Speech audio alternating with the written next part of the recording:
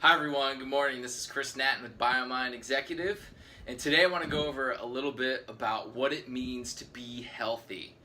Now, if you're like me, you've gone to a work luncheon or went to a family picnic, reunion, holiday, what have you, and you opted out of like the conventional steak meal or the nacho cheesy dip next to the corn chips or something like that, and you always get the comment, oh, you're being healthy, I see, and just like all that stuff, and it goes into that conversation. And every time I hear that, I try to convey to the person that being healthy is not what it used to be.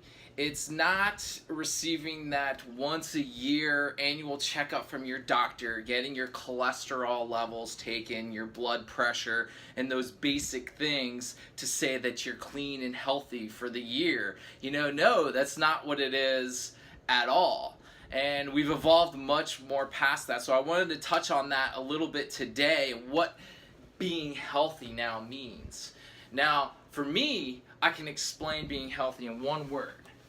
And that one word is this.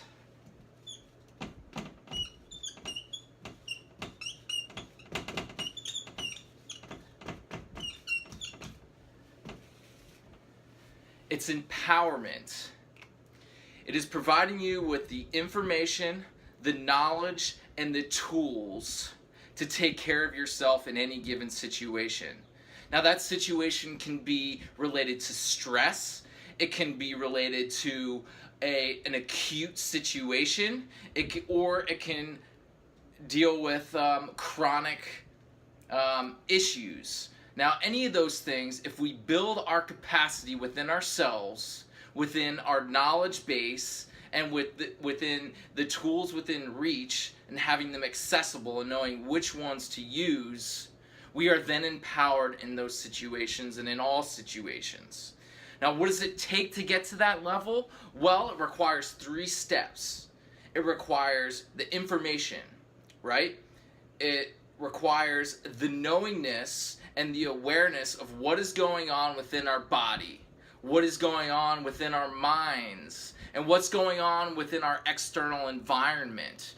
And as soon as we're able to calibrate, pull in all that information and make sense of it, okay? Like, basically, we are constantly receiving all of that information at once. Our body, our subconscious mind is receiving that. And it's really up to our conscious mind to be able to root through that and make sense of it. And the first thing that we have to do is bring awareness to those things.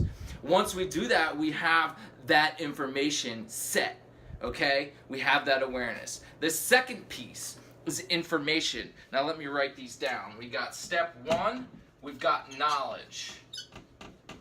And knowledge is basically the awareness of what's going on within our minds, our bodies, and our environment. Okay? Now step 2, actually that is step 2. Information is step 1. Okay? Step 2 is knowledge. Now, where does knowledge come from? Knowledge comes from the research and everything that you can acquire to where you're basically getting to the next step, okay? So, for instance, iodine, for instance, has been known to help protect the thyroid against certain environmental factors, such as radiation, for instance. Okay? Like, that is a piece of knowledge that we have. So when we're calibrating this information and we're getting radiation, our body knows what to do. Our knowledge set kicks in. The next step kicks in. And that's the knowledge base that we've acquired.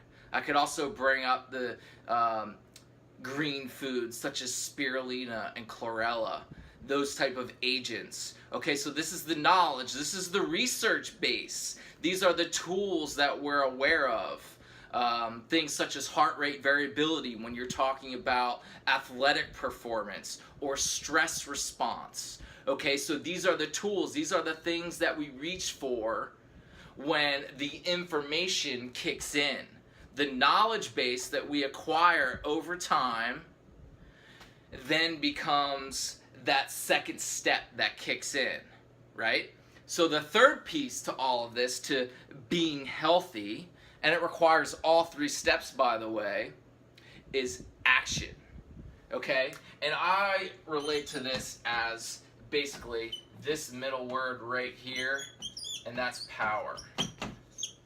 So you'll see, this is very common. Information, knowledge, and power are the keys to actually, quote unquote, being healthy, which I wouldn't call being healthy. I actually consider this to be optimizing your human potential, right?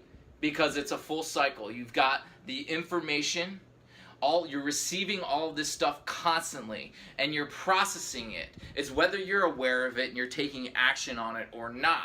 So the second step is that knowledge base. It is understanding the tools to use, when to use them, and how often to use them. Now the third step to this is actually the powerful part, the part of taking action and actually implementing. Okay, so you can have all the iodine in the world and chlorella in your cabinet, but unless if you use it and you take it, it's useless, right? So the third piece is action, and that is what results into complete empowerment. Taking care of yourself in every one of these situations. One, by knowing, having the information, and then thirdly, the power to take action. That will create human optimization, right? The ability to take care of oneself in all situations.